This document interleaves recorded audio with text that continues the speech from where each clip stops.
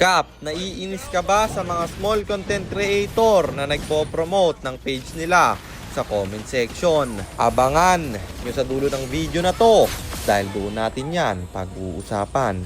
Hi guys, nandito na tayo sa 493rd day ng 1 game per day, and ang standing natin bago yung game na to ay 410, 82, 410 wins and 82 losses. Dito pinayagan ako mag last pick ng kampe at YSS ang napili ko pre kasi na-counter ng alpha yung sun natin at gusto kong jungle scaling. So ayun, nandito na tayo sa pang-400 at 93 araw ng isang game kada araw. Digmaan na! Dumako na tayo sa first turtle. For farm lang kasi ginawa ko nung early at libre nating tong nakuha. Turtle clash na naman dito.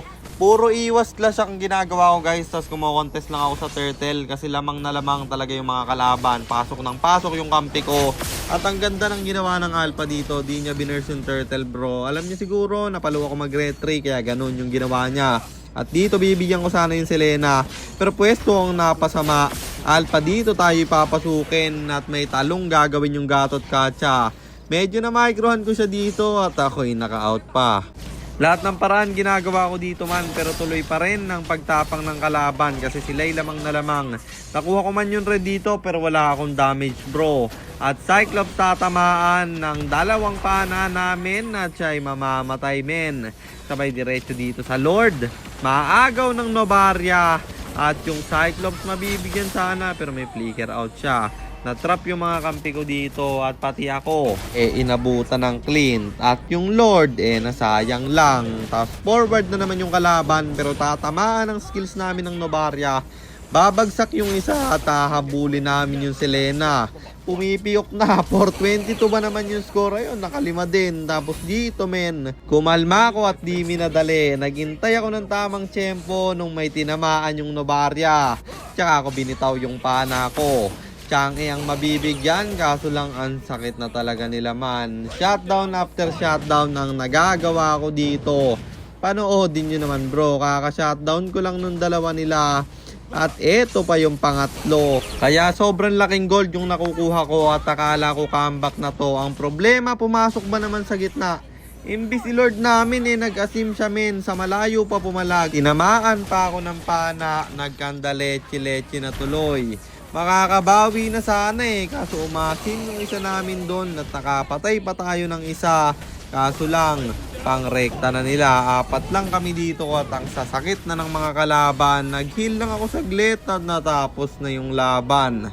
Kaya talo na naman tayo at ang standing na natin ay 410, 83, 410 wins and 83 losses. At sagutin na natin yung tanong ni Idol, naiinis nga daw ba ako sa mga small content creator na nagpo-promote ng page nila sa comment section? Hindi Lodi, dito nga 3.0 kampi ko, hindi naman ako nainis. Mahaba ang aking pasensya at isa pa, dyan din ako nagsimula sa pagiging small content creator. Pero hindi ko ginawa yan guys, yung nagko-comment kayo sa baba. Kasi feeling ko guys, hindi naman yan effective Oo, may madadagdag na mga followers sa inyo. Pero hindi naman papanoodin yung video nyo kung wala kayong gagawing maganda. Ang mapapayo ko lang sa mga gumagawa niyan, kaysa mag-comment kayo sa mga posts na i-follow yung page nyo, sipagan nyo at gumawa kayo ng kakaibang bagay para mag-trending at sumikat din kayo man. Kasi kaya ako nakilala guys dahil sa Sun. Sobrang lala ng grind ko nung unang panahon. Medyo matagal na kasi yun guys. Ang lala talaga ng grind ko. Kaya ako nakilala, hindi dyan sa pagko-comment para i-follow yung page ko. Kasi hindi mo naman mapipilit yung tao guys Hindi mo mapipilit na i-follow yung page mo hanggat hindi ka nila gustong panoorin. At yun lang, sana nasagot ko yung tanong mo men. At sana rin meron kayo natutunan sa content natin na to. At kung meron man, pakishare lang. Then after nyo i-share, mag-comment na rin kayo ng pa-shoutout para ma-shoutout ko kayo sa mga next nating content. At i-comment nyo na rin ang inyong mga katanungan kasi baka malay mo sa next nating content, comment mo naman ang mapili ko. Teka, baka kilala mo lang ako at lagi kang nanonood pero hindi ka pala nakapollow sa page. I-follow mo na yan. Isa lang eh. At para naman sa mga gustong magpapilot ng ML account, mag-PM lang kayo, nagre-reply ako. At syempre, may bayad yon. Kahit hanggang anong rank pwede nyo ipapilot, kahit anong hero pwede nyo ipaspam basta may additional payment pag magpapaspam kayo ng hero. At yun lang guys, sana nag-enjoy kayo sa content natin na to. At shoutout sa iyo Abeliana John Mark, kay John Mark V. Castillo, kay Jerome Hereliana at kay Andrews Talabong. Maraming salamat sa inyong suporta. Ingat kayo palagi. God bless. Paalam!